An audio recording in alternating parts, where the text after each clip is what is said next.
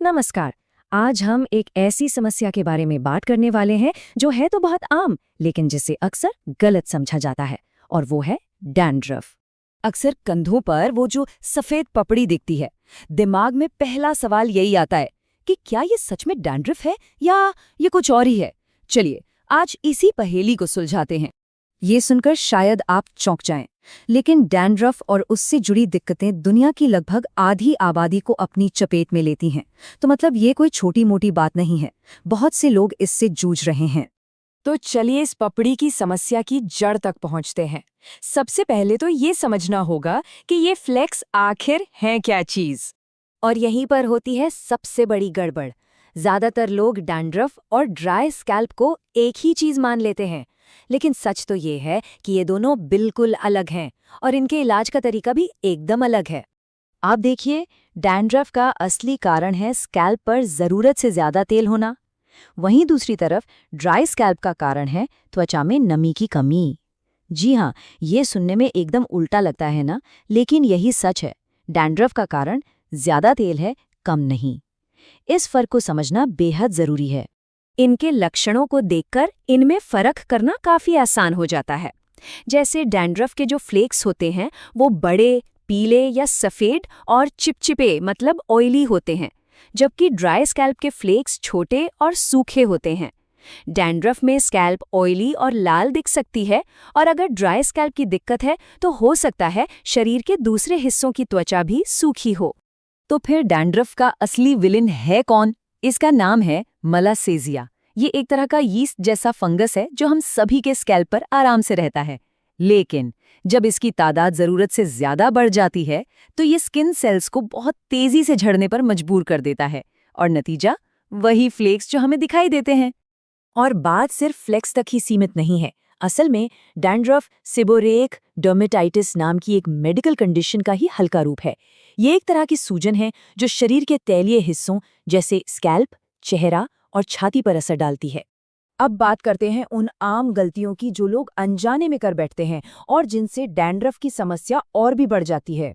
पहली और सबसे आम गलती, रोज रोज स्कैल्प पर तेल लगाना। लोगों को लगता है कि इससे मदद मिलेगी, पर होता इसका उल्टा है। ये तेल पोर्स को बंद कर देता है और मलासेशिया यीस्ट को दावत देता है कि आओ और बढ़ो। तो सही तरीका ये है कि तेल लगाना कम किया जाए।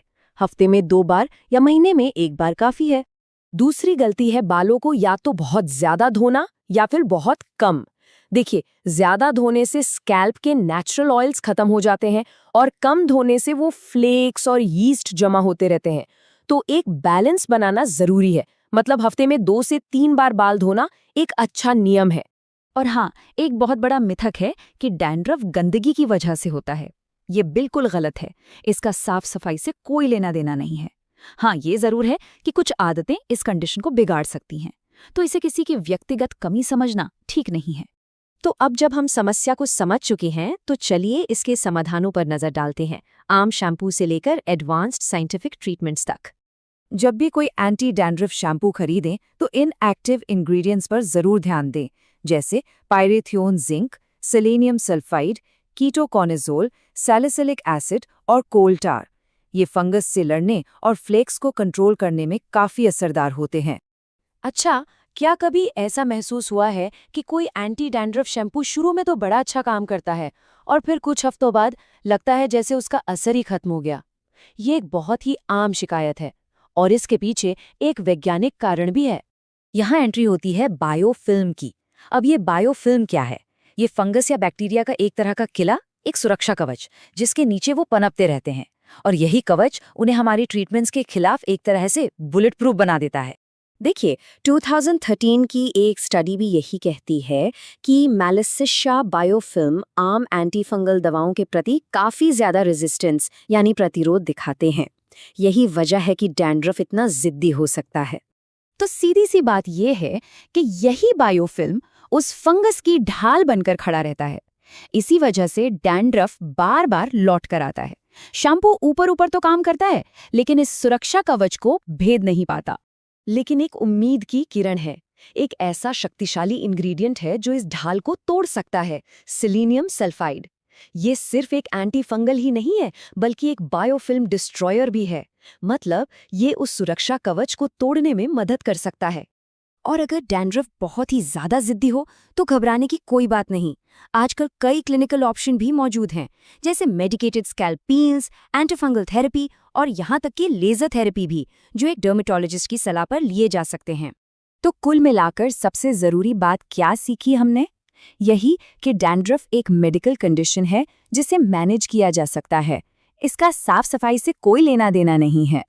अगर इसकी असली वजह को समझ लिया जाए, मतलब तेल और यीस्ट का बिगड़ा हुआ बैलेंस, तो सही समाधान खोजना बहुत आसान हो जाता है।